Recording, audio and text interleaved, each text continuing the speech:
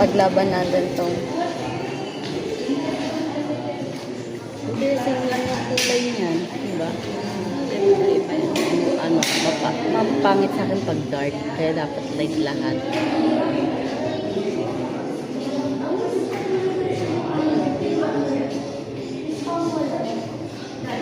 Ayan.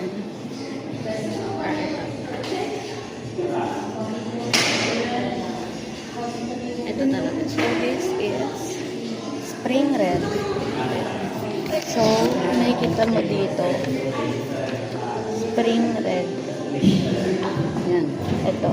Mamarkahan natin siya.